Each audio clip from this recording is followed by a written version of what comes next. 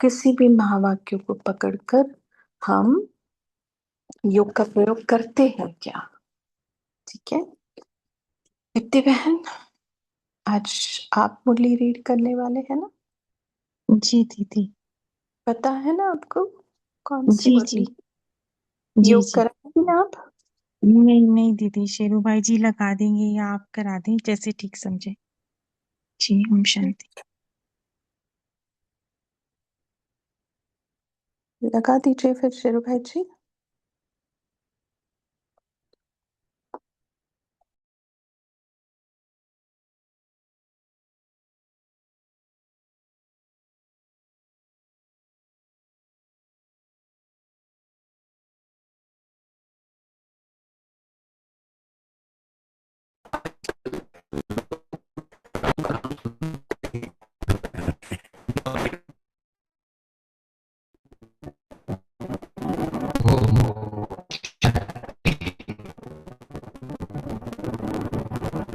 याद करेंगे अपने सबसे प्यारे खुदा दोस्त को।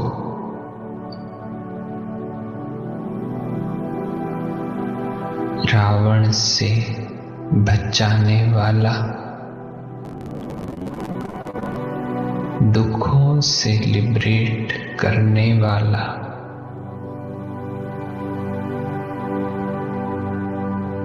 विष्णु की माला का मणका बनाने वाला, मेरा खुदा दोस्त।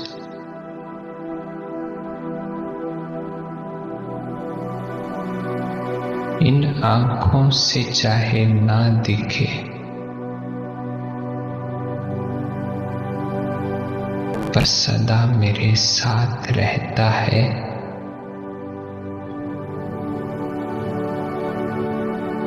मेरे साथ चलता है। हर कार्य में मेरा साथ निभाता है।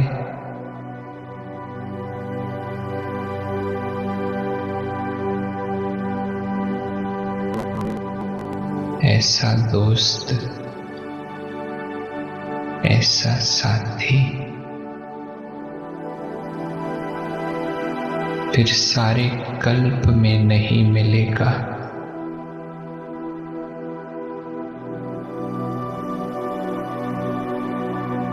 जोड़ लेंगे मन बुद्धि का योग,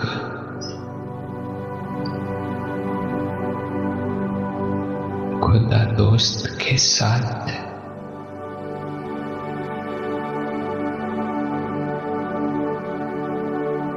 बन जाएंगे पूरा आत्म अभिमानी।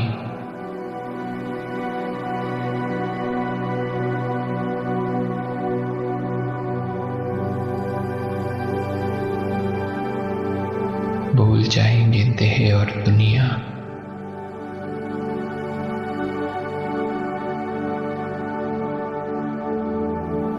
मेरा खुदा दोस्त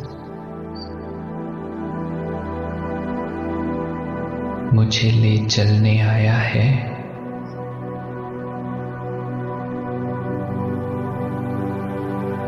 मुक्ति धाम में,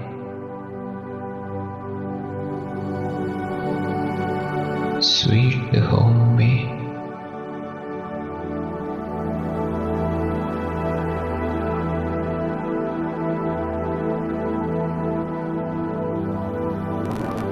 बैठ जाएंगे प्रभु पलकों में। मैं जगमगाता सितारा उड़ चला, पुरानी दुनिया को पीछे छोड़ चला।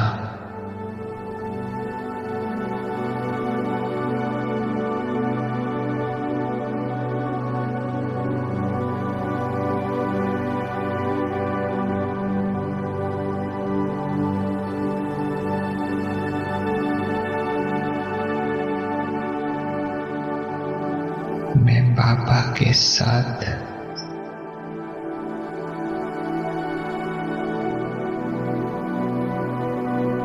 जा रही हूँ। चांद तारों से भी ऊपर, नीले आसमान से पार, ब्रह्मांड में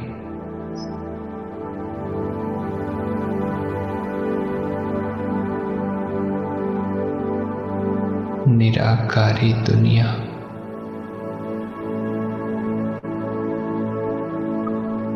शांति का समंदर,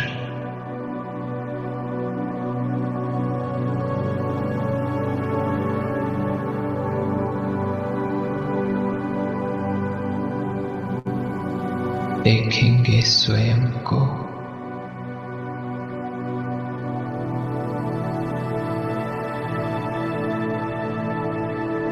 जगमगाती ज्योति,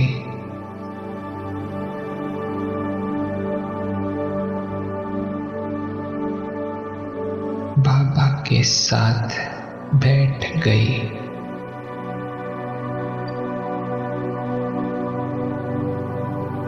बाबा के बिल्कुल पास।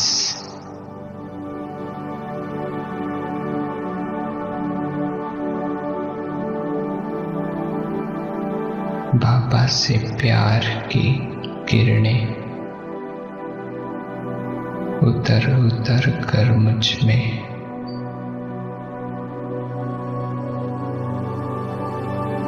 भर रही है।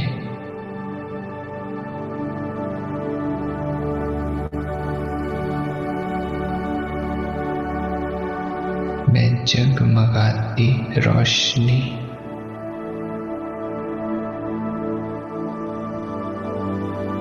तेज चमक रही हूँ, संपूर्ण निर्विकारी।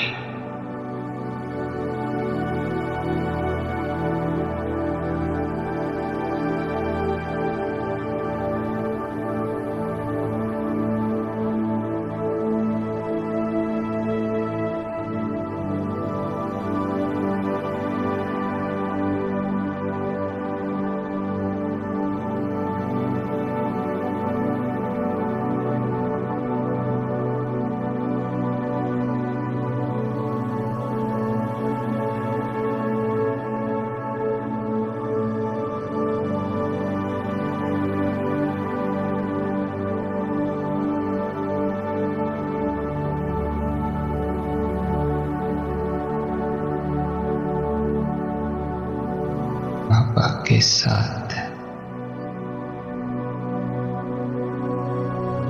कंबाइंड होकर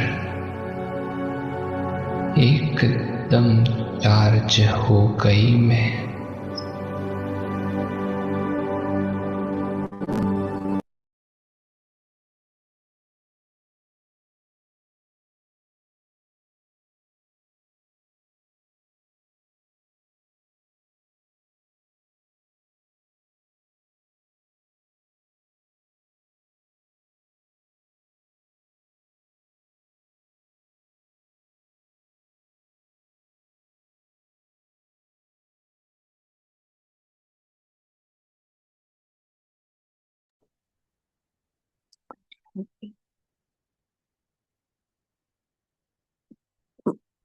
थैंक यू शेरू भाई जी। दीप्ति बहन, आप मुरली स्टार्ट कर सकते हैं। जी, ओम शांति। थैंक यू दीदी। ओम शांति सभी को। आज की डेट है 10 फरवरी 2026 और आज जो बाबा की वाणी सुनने जा रहे हैं उसकी डेट है 30 जनवरी 1988। वाणी का टाइटल है हिम्मत का दूसरा कदम, सहनशीलता। हमने पहला कदम समर्पणता ये वाणी कुछ दिन पहले सुनी। आज बाबा दूसरा कदम सहनशीलता के बारे में बता रहे हैं। सहनशीलता क्या है ये बाबा ने समझाया, और जिसमें सहनशीलता का गुण है उसकी निशानी क्या होगी ये भी बाबा ने समझाया। तो सहनशीलता जिसको इस कलयुगी दुनिया में एक कमजोरी माना जाता है, हम कहते हैं कि हम ही क्यों सहन करें, या दूसरों को भी कहते हैं कि तुम ही क्यों सहन करो। पर बाबा ने कहा कि ये एक शक्ति है, सहन करना हिम्मत है, ये कमजोरी नहीं है। इसके इतने गुण हैं कि अगर इसे हम गहराई से समझ लें तो हम कभी इसे छोड़े नहीं। पर सहनशीलता इज नॉट सप्रेशन, यानी कि दबाना नहीं है कि ऊपर से हम मुस्कुराएं पर भीतर से हम हलचल में रहें, या अपनी कोई फीलिंग्स को सप्रेस करें या दबाएं। क्योंकि अगर दबाएंगे या सप्रेस करेंगे तो फिर वो कहीं ना कहीं तो निकलेंगी। तो जैसे एक मूर्ति तैयार होती है तो उसे बहुत हथौड़े पड़ते हैं, तो हम भी देवी देवता बन रहे हैं। तो इस रास्ते पर चलेंगे तो बातें तो आएंगी। उन बातों को सहजता से पार करने के लिए सहनशीलता का गुण चाहिए। इसी से हम निखरेंगे और एक परफेक्ट मूर्ति तैयार होगी। तो चलिए मन बुद्धि से पहुंच जाएं डायमंड हॉल, बाप दादा के पास, और इस स्मृति से मुरली सुने कि स्वयं बाप दादा हमें ये मुरली सुना रहे हैं। ओम शांति। हाँ, एक मिनट प्लीज। टाइम, एक मिनट। क्या दीप्ति सिस्टर, डायमंड हॉल तो ठीक है, लेकिन 88 की मुरली मतलब ओम शांति भवन में चली हुई मुरली है ये। हाँ जी ठीक जी है, जी तब तक डायमंड जी हॉल दीदी, बना नहीं था। बना जी। नहीं था जी। थैंक हम्म, यू दीदी, थैंक यू। 30 जनवरी 1988, अव्यक्त बाप दादा मधुबन पार्ट 1। हिम्मत का दूसरा कदम, सहनशीलता। ब्रह्मा बाप की जीवन कहानी। सर्व के स्नेही ऑलमाइटी अथॉरिटी बाप अपने महावीर बच्चों प्रति बोले। आज ऑलमाइटी अथॉरिटी बाप अपनी पहली श्रेष्ठ रचना को देख रहे हैं। पहली रचना ब्राह्मणों की रचना है। उसकी पहली रचना में भी पहला नंबर ब्रह्मा को ही कहेंगे। पहली रचना का पहला नंबर होने कारण ब्रह्मा को आदिदेव कहा जाता है। तो जब शिव बाबा आते हैं तो वो नया जन्म पहले ब्रह्मा बाबा का ही होता है। तो पहले शिव बाबा, पहली जो रचना है शिव बाबा द्वारा, वो ब्रह्मा बाबा की ही होती है संगम युग पर। आदिदेव कहा जाता है। इसी नाम से इस आबू पर्वत पर यादगार भी आदिदेव नाम से ही है। आदिदेव अर्थात आदि रचता भी कहा जाता है। तो अब बाबा दो मीनिंग समझा रहे हैं आदिदेव के, कि एक तो आदि रचता, क्योंकि ब्रह्मा को क्रिएटर भी कहते हैं। ब्रह्मा बाबा ही आकर फिर आगे ब्राह्मण रचते हैं। और साथ साथ आदि देव अर्थात नई सृष्टि के आदि का पहला नंबर का देव है। तो सतयुग में भी पहला प्रिंस ब्रह्मा बाबा की ही आत्मा बनती है। पहली देव आत्मा श्री कृष्ण के रूप में ब्रह्मा ही बनते हैं। इसलिए नई सृष्टि के आदि का आदि देव कहा जाता है। तो पुरानी संगम युग पर भी पहली रचना ब्रह्मा बाबा होते हैं, और सतयुग में भी पहली रचना ब्रह्मा बाबा ही होती है। संगम युग में भी आदि रचना का पहला नंबर अर्थात आदि देव कहो, वह ब्राह्मण आत्माओं के रचता ब्रह्मा कहो, जो संगम पर और सृष्टि के आदि पर दोनों समय के आदि हैं। तो सृष्टि के आदि यानी कि सतयुग, दोनों समय में ब्रह्मा बाबा की ही आत्मा आदि है, इसलिए आदि देव कहा जाता है। ब्रह्मा ही आदि कर्मातीत फरिश्ता बनता है। ब्रह्मा सो फरिश्ता और फरिश्ता सो देवता, सब में नंबर 1। तो जैसे ब्रह्मा सो फरिश्ता और फरिश्ता सो देवता, ऐसे ही लक्ष्य हम भी रखें कि ब्राह्मण सो फरिश्ता और फरिश्ता सो देवता।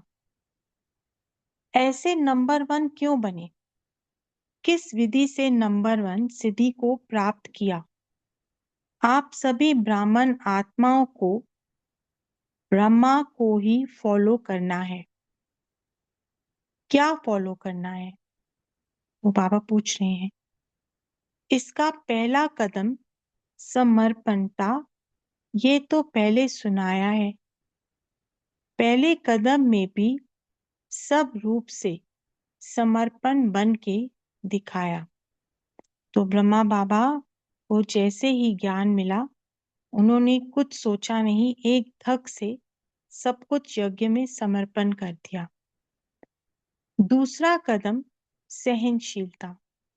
तो आज बाबा दूसरे कदम के बारे में हमें बता रहे हैं।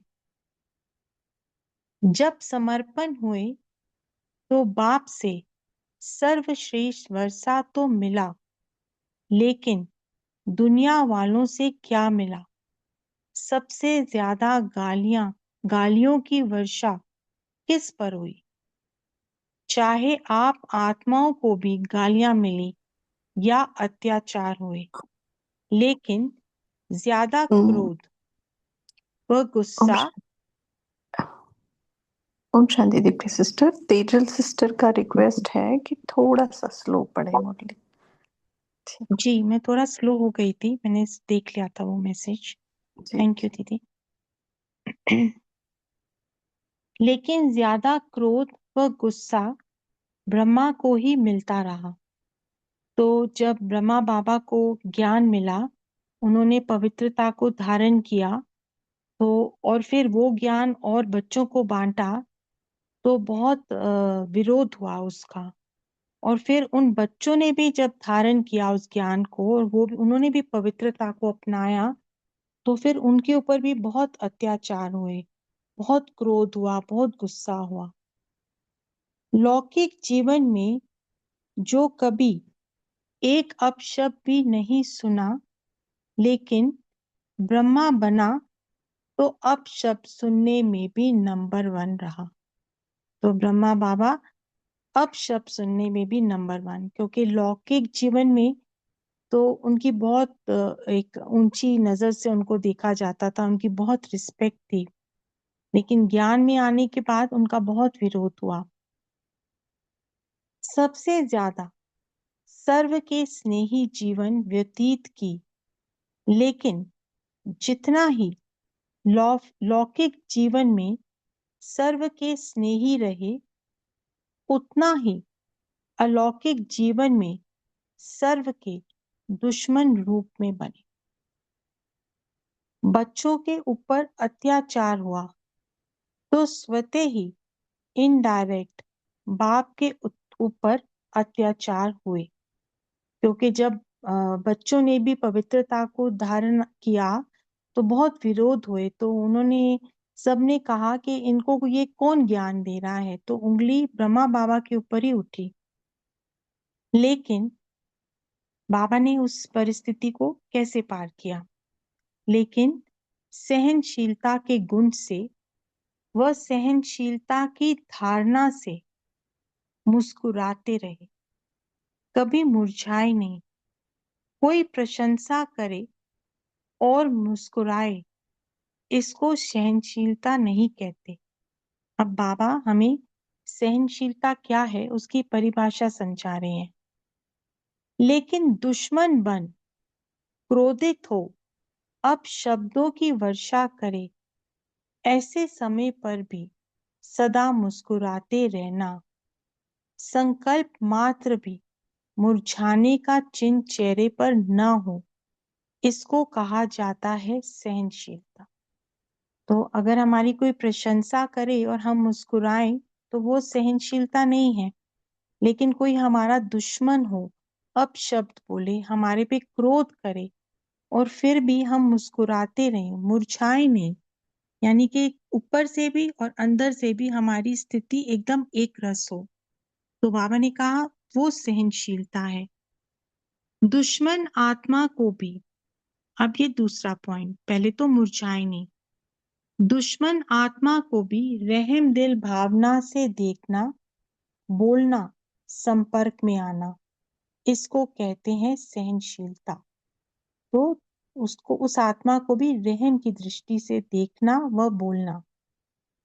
स्थापना के कार्य में, सेवा के कार्य में कभी छोटे कभी बड़े तूफान आए, जैसे यादगार शास्त्रों में महावीर हनुमान के लिए दिखाते हैं कि इतना बड़ा पहाड़ भी हथेली पर एक गेंद के समान ले आया।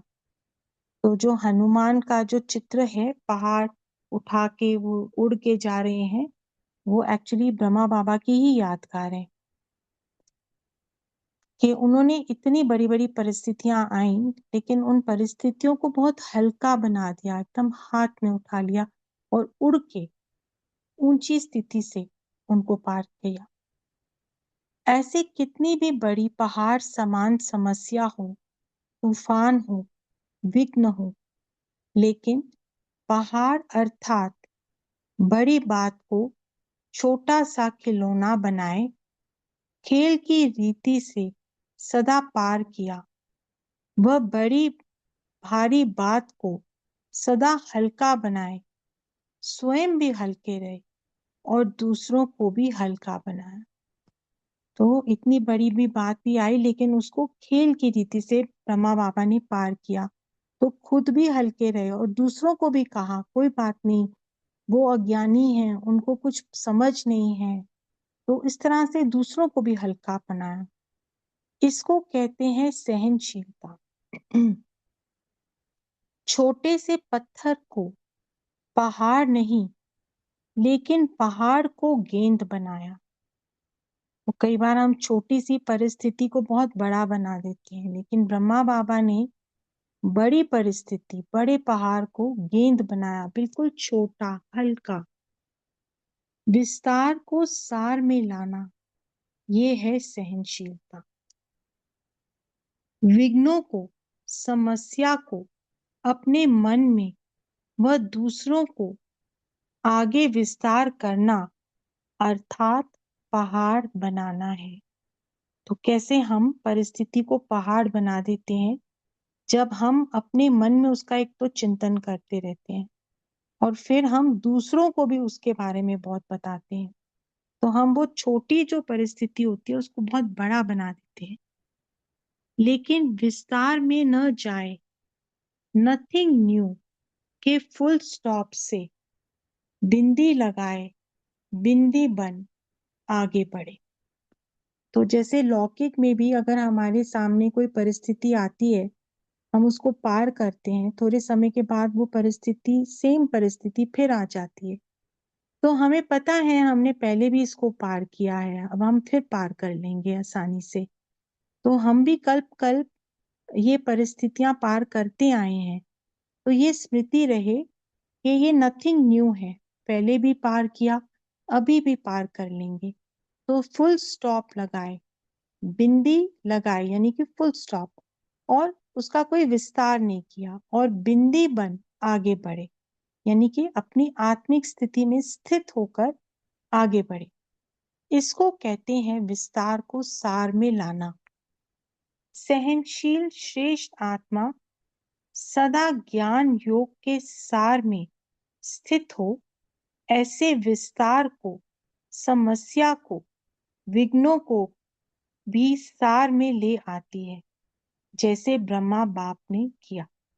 जो जिसमें सहनशीलता का गुण होता है, वो विघ्नों को भी सार में लाके, उसमें विस्तार में ना जाके, उनको ब्रह्मा बाबा की तरह बहुत आसानी से पार कर लेती है। जैसे लंबा रास्ता पार करने में समय, शक्तियां समाप्त हो जाती, अर्थात ज्यादा यूज होती हैं। कोई भी रास्ता लंबा लेते हैं तो उसमें हमारी ज्यादा शक्ति यूज होती है। ऐसे विस्तार है लंबा रास्ता पार करना। तो जितना हम प्रॉब्लम को, परिस्थिति का चिंतन करेंगे, वर्णन करेंगे, वो एक जैसे लंबा रास्ता बन गया, पहाड़ बन गया। और सार है शॉर्टकट रास्ता पार करना। पार दोनों ही करते हैं, तो पार तो दोनों परिस्थितियां हो ही जाती हैं, लेकिन शॉर्टकट करने वाले समय और शक्तियों की बचत होने कारण निराश नहीं होते, दिल शिकस्त नहीं होते, सदा मौज से मुस्कुराते पार करते हैं। तो जो शॉर्टकट रास्ता रहते हैं वो अपने मन में इतने प्रश्न नहीं लाते, फुल स्टॉप निकाल देते हैं, तो वो सदा मुस्कुराते ही रहते हैं, दिल शिकस्त नहीं होते, मौत से मुस्कुराते पार करते हैं। इसको कहा जाता है सहनशीलता। सहनशीलता की शक्ति वाला, अब बाबा बता रहे हैं कि जिसमें सहनशीलता का गुण होगा उसकी निशानी क्या होगी। सहनशीलता की शक्ति वाला कभी घबराएगा नहीं कि क्या ऐसे भी होता है क्या, सदा संपन्न होने कारण ज्ञान की, याद की गहराई में जाएगा। तो एक तो ज्ञान को यूज करेगा हर परिस्थिति में, और याद, बाबा का साथ होगा, बाबा का साथ, बाबा की याद से उस परिस्थिति को पार कर लेगा। घबराने वाला कभी गहराई में नहीं जा सकता। तो जब हलचल में आ जाते हैं तो चीज कोई क्लियर नहीं दिखती, तो गहराई में नहीं जा सकते। सार वाला सदा भरपूर होता है, इसलिए भरपूर संपन्न चीज की गहराई होती है। विस्तार वाला खाली होता है, इसलिए खाली चीज सदा उछलती रहती है।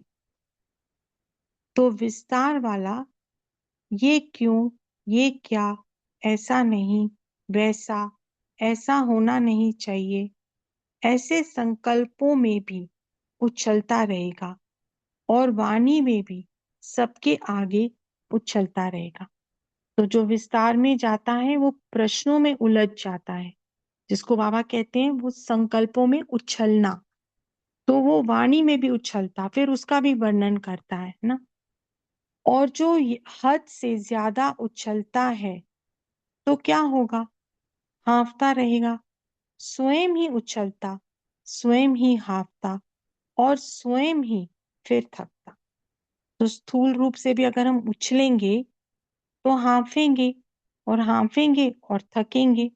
तो ऐसे भी अगर हम बहुत ज्यादा प्रश्नों में उलझेंगे, जिसको बाबा कहते हैं हाँफना, हाँ, उछलते रहेंगे, तो उछलते रहेंगे तो हाँफेंगे और फिर थक जाएंगे।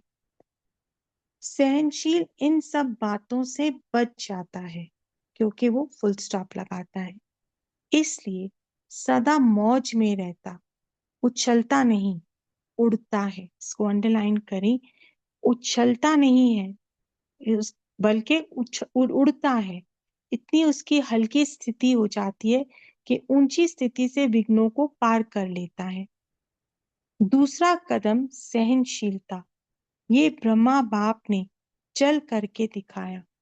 तो ब्रह्मा बाबा हम सबके सामने एक एग्जाम्पल बने, उन्होंने धारण करके सब परिस्थितियों को हमारे सामने पार करके चल करके दिखाया। सदा अटल, अचल, सहज स्वरूप में मौज से रहे, मेहनत से नहीं। इसका अनुभव 14 वर्ष तपस्या करने वाले बच्चों ने किया। 14 वर्ष महसूस हुए या कुछ घड़ियां लगी, मौज से रहे या मेहनत लगी। तो बाबा पूछ रहे हैं कि जब उन दादी दीदियों ने वो 14 वर्ष बिताए तो उनको वो कैसा लगा, मौज में रहे या वो मूंझे।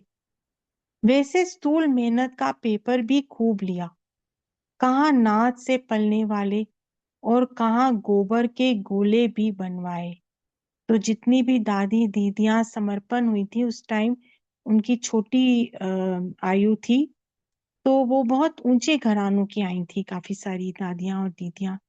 तो वो बड़े नाज से पलने वाली थी, लेकिन कहाँ गोबर के गोले भी बनवाए, मैकेनिक भी बनाया, चप्पर भी सिलवाई, मोची भी बनाया। तो निर्मल शांता दादी का एग्जाम्पल हम सबके सामने है। माला भी बनाया, माली भी बनाया, लेकिन मेहनत लगी या मौज लगी, सब कुछ पार कर लिया, लेकिन सदा मौज की जीवन का अनुभव रहा। तो सारी परिस्थितियों में, चाहे वो इतने अच्छे घरानों से थे, इतने नाज नखरों से पले थे, लेकिन सारी परिस्थितियों को उन्होंने मौज से पार किया और मौज का जीवन उनको अनुभव हुआ। जो मूंझे वो भाग गए। कई थे उनमें से जो मूंझ गए, तो बाबा ने कहा जो मूंझे वो भाग गए, वो छोड़ के चले गए। और जो मौज में रहे वो अनेकों को मौज की जीवन का अनुभव करा रहे हैं, जैसे हमारी दादी और दीदियां थी।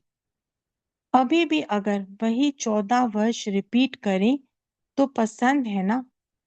अभी तो सेंटर पर अगर थोड़ा सा स्थूल काम भी करना पड़ता तो सोचते हैं इसलिए संन्यास किया, क्या हम इस काम के लिए हैं? मौत से जीवन जीना, इसको ही ब्राह्मण जीवन कहा जाता है। इसको अंडरलाइन करें और अपनी चेकिंग करें। चाहे स्थूल साधारण काम हो, चाहे हजारों की सभा बीच स्टेज पर स्पीच करनी हो, दोनों मौत से करें। तो कोई भी काम हमारे ऊपर आए, कोई भी काम हमें करना पड़े, चाहे स्थूल हो चाहे कुछ भी हो, लेकिन हर काम मौत से करें। इसको कहा जाता है मौज की जीवन जीना। मूंझे नहीं, हमने तो समझा नहीं था कि सरेंडर होना अर्थात ये सब करना होगा। मैं तो टीचर बनकर आई हूँ, स्थूल काम करने के लिए थोड़े ही संन्यास किया। क्या यही ब्रह्म कुमारी जीवन होती है? इसको कहते हैं मूंझने वाली जीवन। तो कई जब समर्पित होते हैं और उनको जब स्थूल कार्य दिया जाता है तो वो कहते हैं कि हम इसलिए थोड़ी आए थे, हम तो टीचर बनने के लिए आए थे। तो ऐसा सोचना यानी कि मूंझना।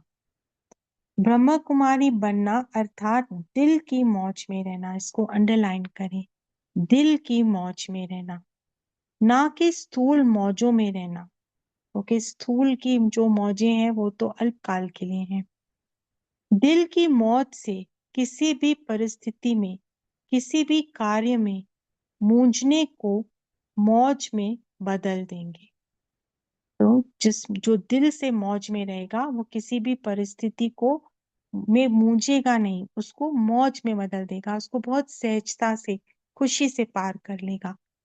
और दिल के मूंझने वाले श्रेष्ठ साधन होते भी, स्पष्ट बात होते भी, सदा स्वयं मूंझे हुए होने के कारण स्पष्ट बात को भी मूंझा देगा। अच्छे साधन होते हुए भी साधनों से मौज नहीं ले सकेगा। तो ये सारी स्थिति का कमाल है। ये कैसे होगा? ऐसा नहीं, ऐसा होगा। इसमें खुद भी मूंझेगा, दूसरों को भी मूंझा देगा। जैसे कहते हैं ना, सूत मूंझ जाता है तो मुश्किल ही सुधरता है। सूत यानी कि धागा जब बहुत उलझ जाता है तो फिर वो मुश्किल से सुधरता है। अच्छी बात में भी मूंझेंगे तो घबराने वाली बात में भी मूंझेंगे। तो खाली घबराने वाली नहीं, बाबा कह रहे हैं अच्छी बात में भी मूंझेंगे, क्योंकि वृत्ति मूंझी हुई है, मन मूंझा हुआ है। तो स्वतः ही वृत्ति का प्रभाव दृष्टि पर, और दृष्टि के कारण सृष्टि भी मूंझी हुई दिखाई देगी। तो जैसी हमारी वृत्ति होगी वैसे ही हमारी दृष्टि होगी, और फिर हमारे को सृष्टि भी वैसे ही दिखाई देगी। अगर हमारी वृत्ति में नेगेटिविटी है तो हमारे को सृष्टि भी बहुत नेगेटिव दिखाई देगी, परिस्थिति भी बहुत बड़ी लगेगी। ब्रह्मा कुमारी जीवन अर्थात ब्रह्मा बाप समान मौज की जीवन, लेकिन इसका आधार है सहनशीलता। तो अगर मौज में रहना है तो मौज में रहने की जैसे चाबी बाबा ने दे दी है कि सहनशीलता, सहनशील होंगे तो मौज में रहेंगे। तो सहनशीलता की इतनी विशेषता है, इसी विशेषता के कारण ब्रह्मा बाप सदा अटल अचल रहे। बाबा से याद प्यार रहते हैं। देश विदेश के सर्व बाप समान सदा बुद्धि से समर्पित आत्माओं को सदा हर परिस्थिति में हर व्यक्ति से सहनशील बनकर बड़ी बात को छोटा कर सहज पार करने वाले, सदा विस्तार को सार रूप में लाने वाले, सदा ब्राह्मण जीवन मौज की जीवन जीने वाले, ऐसे बाप समान बनने वाले महावीर श्रेष्ठ आत्माओं को बाप दादा का समान भाव की स्नेह संपन्न याद प्यार और नमस्ते। तो बाबा ने हमको याद प्यार के साथ वरदान भी दे दिया समान भाव का। हम सदा बुद्धि से समर्पित आत्माओं का, सहनशील महावीर आत्माओं का समान भव के वरदान को यूज कर वरदान को अपना बनाने वाले बच्चों का बाप दादा को याद प्यार और नमस्ते। शुक्रिया बाप दादा, शुक्रिया। ओम शांति।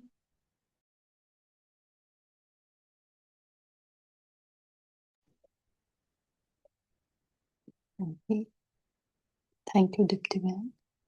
समय पर मुरली पूरा हो गया, बस अभी 1 मिनट एकदम साइलेंस में रहेंगे। कोई मुरली का पॉइंट भी नहीं लेंगे, कुछ भी नहीं, जस्ट चेक कौन से थॉट्स आ रहे हैं, ठीक। और 1 मिनट के बाद हम पॉइंट शेयर करेंगे।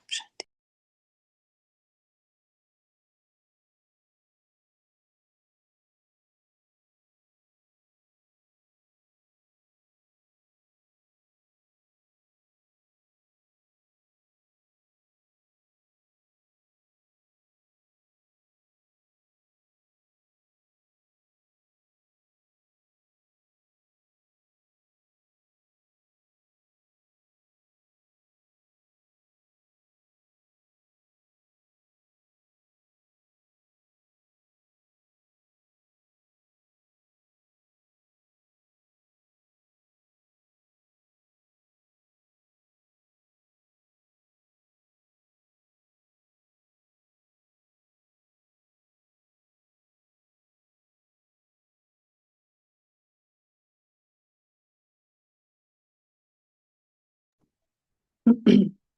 शांति। बोलिए क्या क्या कहा। और अगर इस 1 मिनट के साइलेंस में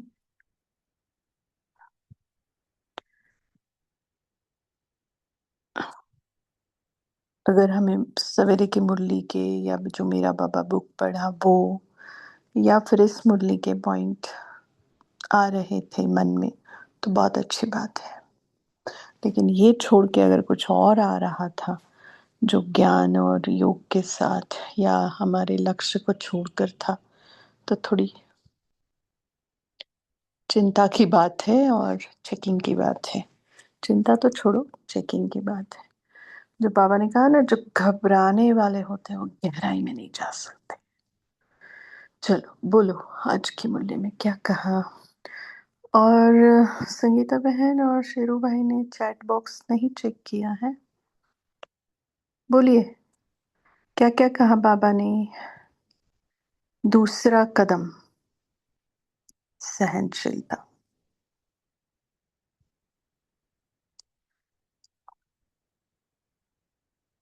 बोलो।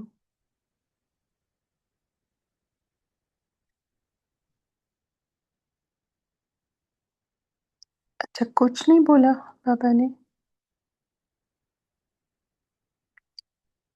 कोहोस मतलब ये सब अनम्यूट पे तो है ना, बोलिए वनमाला माता। आज बाबा ने जैसे ब्रह्मा बाबा की जीवन कहानी का ये दूसरा कदम, पहला तो समर्पणता हुई और दूसरा सहनशीलता। तो ब्रह्मा बाबा को सबसे ज्यादा सभी बातों में, यानी जैसा पहला नंबर है आदिदेव कहा जाता है ब्रह्मा बाबा को, वैसे सब बातों में पहले ब्रह्मा बाबा को ही सहन करना पड़ा। ज्यादा गालियां भी मिली, ज्यादा क्रोध गुस्सा करने वाले भी उनको मिले, और अपशब्द उन्होंने अपने पहले जीवन में, इतना अच्छा जीवन ऊंचा जीवन था उनका पहला भी, तो वो वहां भी कभी अपशब्द नहीं उनको सुनने को मिला। लेकिन यहाँ बाबा के ये होने के बाद उनको अपशब्द भी सुनना पड़ा। तो कितना बाबा ने सहन किया और सदा मुस्कुराते रहते। जैसे बाबा ने कहा कि ब्राह्मण जीवन क्या है, मौजों का जीवन है। जितना हम मौज में रहेंगे उतना हम खुश भी रहते और हमारा जीवन भी सफल हो जाता। तो इतनी सहनशीलता से ब्रह्मा बाबा चले। ओम शांति।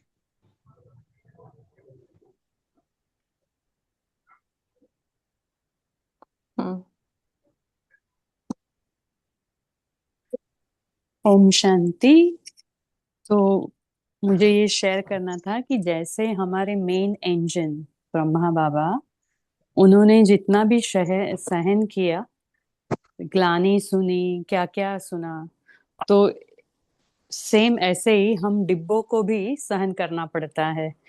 किसी को क्या, किसी को क्या, किसी को कैसे तरीके से। तो हम कभी भी ब्रह्मा बाबा के समान उनकी जीवन कहानी से सीख ले कि कैसे बाबा ने सहन किया मुस्कुराते हुए, उसका असर भी नहीं हुआ, जरा भी चेहरे के भाव पर जरा चेहरे के भाव नहीं बिगड़े। तो इसी तरह हम सब डिब्बे भी माँ बाप को, अपने माँ बाप को फॉलो करते करते चलेंगे। मीन्स मेन तो ब्रह्मा बाबा, मम्मा को भी आए थे पेपर्स, लेकिन हमारा मेन इंजन है ब्रह्मा बाबा। तो हम सभी भी उनको फॉलो करते हैं, फॉलो फादर। ओम शांति।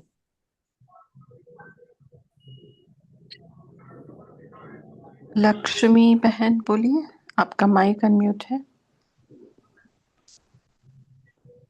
लक्ष्मी गुप्ता नहीं, ठीक है। शीतल भाई बोलिए, फिर तारा बहन बोलेंगे।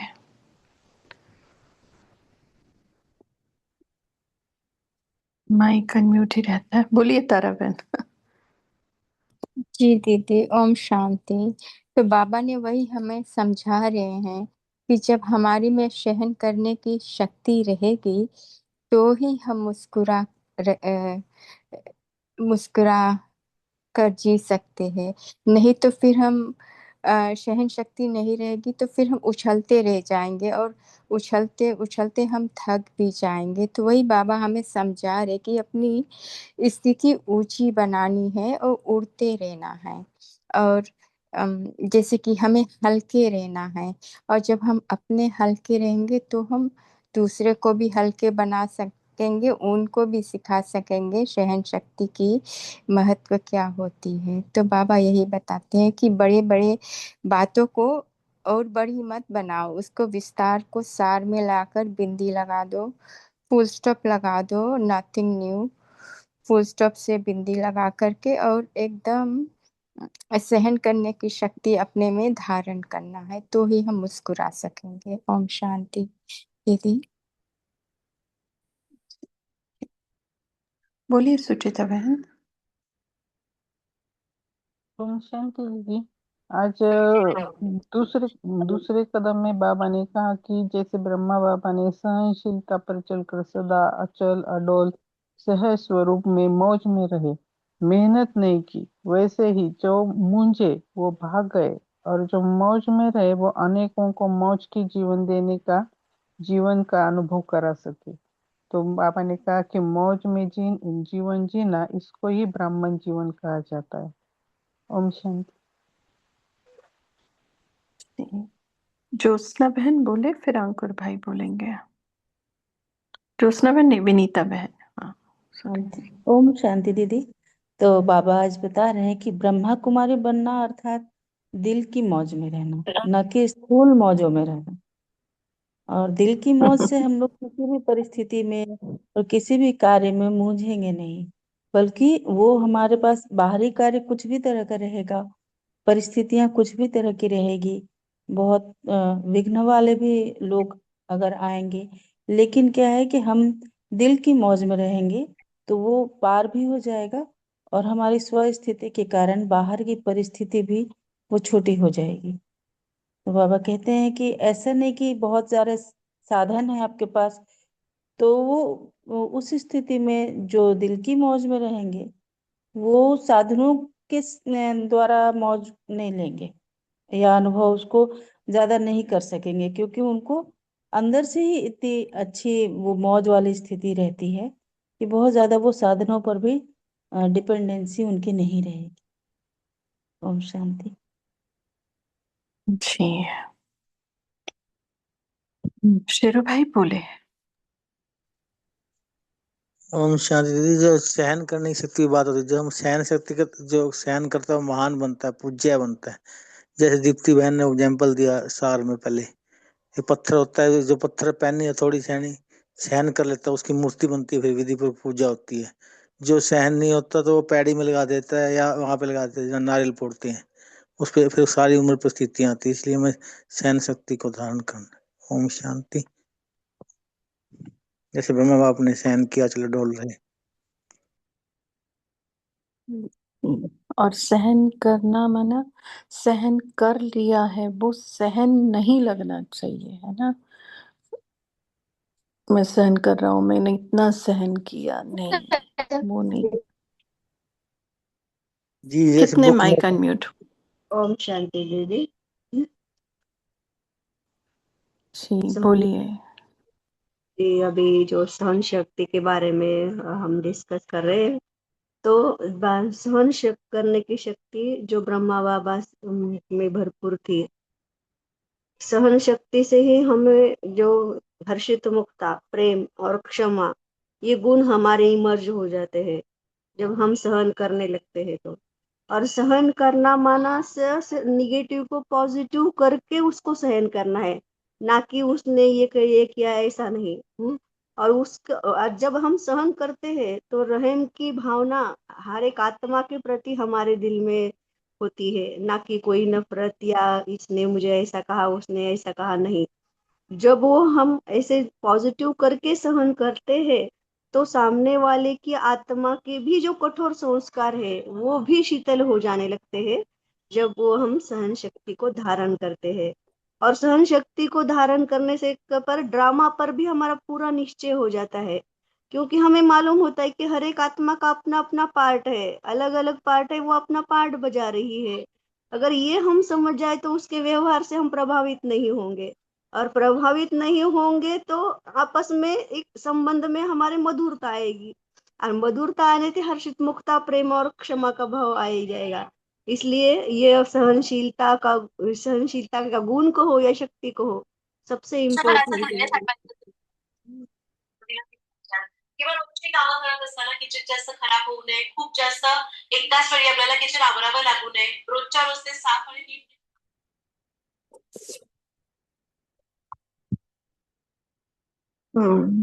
जी देखो, सहन शक्ति सहनशील बनाती है। सहनशील माना हम बोलते रहते हैं, यही एक चीज है जो शील के साथ माना चरित्र के साथ जोड़ी जाती है, और शक्तिशाली बनाती है। जो शक्तिशाली होता है ना वही सहन कर सकता है। जैसे प्रकृति के साथ देखो, जिसका क्या बोलते हैं, इम्यूनिटी पावर ज्यादा होता है, तो ठंडी से गर्मी, गर्मी से फिर बारिश का टाइम आ जाए उसको फर्क नहीं पड़ता, क्योंकि उतनी पावर है उसमें। तो पावरफुल जो होता है ना वही सहन कर सकता है, या ऐसे भी कह लो चरित्रवान होता है वही सहन कर सकता है। तो सहनशील और सहन शक्ति दोनों चीजें ये सहन के साथ जुड़ी हुई है ना। तो बाबा तभी तो चरित्रवान कहलाया, क्यों? और तभी तो पता चला कि उस ऑलमाइटी अथॉरिटी, वो जो सबसे पावर हाउस सबसे बड़ा है, उसको उसने धारण किया ना, उनके समान बना। तो सहन शक्ति दूसरा कदम है, देखो ब्रह्मा बाबा का। चलो, शेरू भाई ने पोल लॉन्च किया है। सारे दिन में व्यर्थ समय और संकल्प को फुल स्टॉप लगाकर स्वराज्याधिकारी की ड्रिल कितनी बार किया?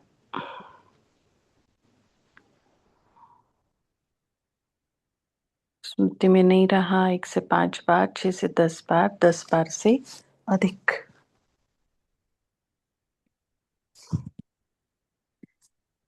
कर दो अपना। और तब तक किसी को पॉइंट शेयर करनी है आज की मुरली से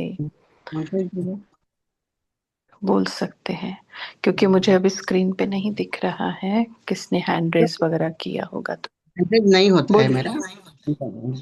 तो हाँ, बाबा का बोलिए बोलिए। सहनशीलता जो मुख्य से मुख्य मुख्य अपना गुण है, ये सबसे मुख्य वाला है। इसमें सभी गुण आ जाते हैं। ज्यादा सहन करने से हमें प्राप्ति भी ज्यादा होती है। सहन करने से हमें क्या बोलते हैं, अपना सम्मान भी बढ़ता है। जब भी हम सहन करेंगे तभी सम्मान भी बढ़ेगा। तो सब कुछ हम कर सकते हैं इससे। ये सहन शक्ति बोलते उसमें अभी हम जो ये किया है, फिर कुछ भी कर सकते बोल, तो यही बोलने का मुझे मतलब। ओम शांति। जी क्या जी, दीदी बहुत मेरा अच्छा। भी एंड्रेस बोलिए नहीं हुआ था। क्या पता वो नहीं आज ये। बोलिए। आज जी आज ना वरदान में भी वही था ना कि हमें सबके प्रति कल्याण की भावना रखनी है, शुभ चिंतक बनना है। कई बार क्या होता है, कोई हमें गिराने की कोशिश करता है या फिर डगमगाने की, मन को भी डगमग करते हैं या फिर विघ्न रूप बनते, तो उनके प्रति इतना नहीं जाता ना। तो ये बाबा ने आज बहुत अच्छा बताया था, तो वही याद आ गया। तो उनके प्रति भी हमें शुभ चिंतक बनना है, जैसे दादिया करती। अभी ब्रह्मा बाबा का बताया, तो ही फिर हमारा प्रभाव उन पर पड़ेगा और उनका हमारे ऊपर नहीं पड़ेगा। जी। कल्याणकारी स्टेज बताया था ना, वही सहनशीलता और हम्म, ये सब वही लग रहा था, इसलिए शायद। ओम शांति। बोलिए। और किसका माइक ओप्पो कुछ अनम्यूट था? बोलना है, कुछ शेयर करना है? ओम अच्छा, शांति। वृषा। हाँ, हाँ। बोलिए। हाँ, पापा ने कहा है कि कोई हमारी प्रशंसा करे और मुस्कुराए, इसको सहनशीलता नहीं कहते हैं, लेकिन दुश्मन आत्मा को भी रहमदिल भावना से देखना, उसके साथ बात करना, संपर्क में आना, इसको ही सहनशीलता कहते हैं। ओम शांति। जी। अच्छा, हाँ।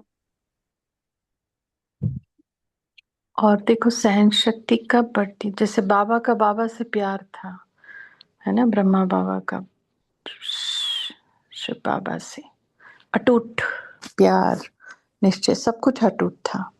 इसलिए उसके प्यार में जो भी कुछ कर रहे थे उनको वो मेहनत ही नहीं लगी, वो सहन सहन करना नहीं लगा, वो गाली खाना भी गाली खाना नहीं लगा, कोई निंदा ग्लानि करता था वो भी वो कुछ नहीं लगा। तो प्यार आधार रहा सारी शक्तियों को अपनाने का, सारी शक्तियों को धारण करने का। जी। और हो गया फिर सबका? आप होमवर्क देंगे दीप्ति बहन? जी दीदी, दीदी। जी जी। जी। हाँ, बोलिए तो प्रमिला आज बहन, बोलिए। आपका माइक अनम्यूट है, प्रमिला A06। ठीक है, गलती से हो गया होगा। बोलिए दीप्ति बहन।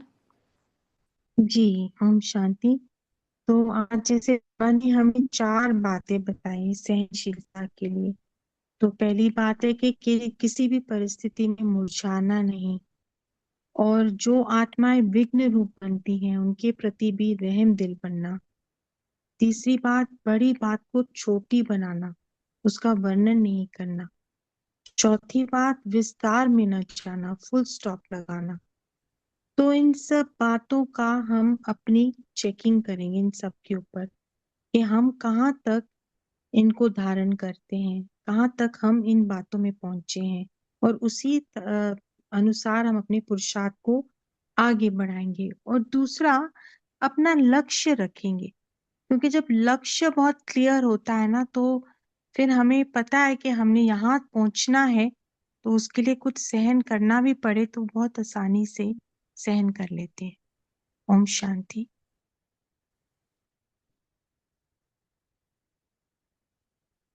जी, थैंक यू दीप्ति सिस्टर। तो 1 मिनट योग करेंगे, उसके बाद कॉल को एंड करेंगे। चले बाबा के कमरे में 4 धाम की यात्रा की शुरुआत।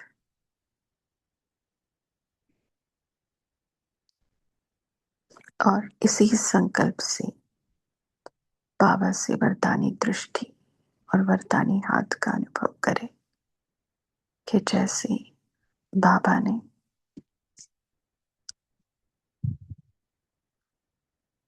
सभी मर्यादाओं में रहकर श्रीमत पर चलकर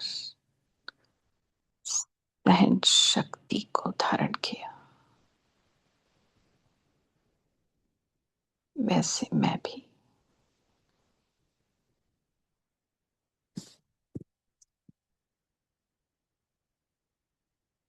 बाबा की कुटिया में जैसे बाबा सहनशील बनकर रहे और नंबर 1 चरित्रवान कहलाए, वैसे मैं भी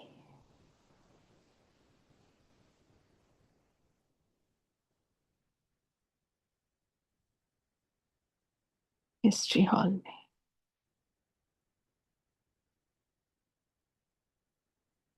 जैसे बाबा सहनशील बनकर शहंशाह बन गए, शाहों के शाह, राजाओं के राजा, विश्व महाराजा, वैसे मैं भी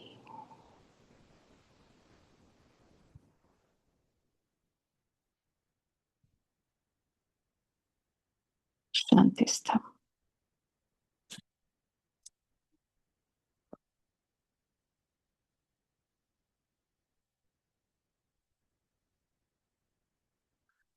सभी शक्तियों को धारण कर कर भी जैसे बाबा निरहंकारी,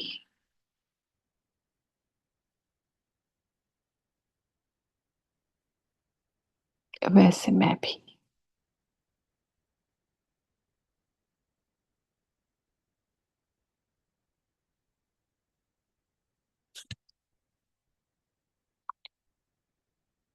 शांति। गुड नाइट, शुभ रात्रि। थैंक यू सभी को, होस्ट को और दीप्ति सिस्टर को। शांति।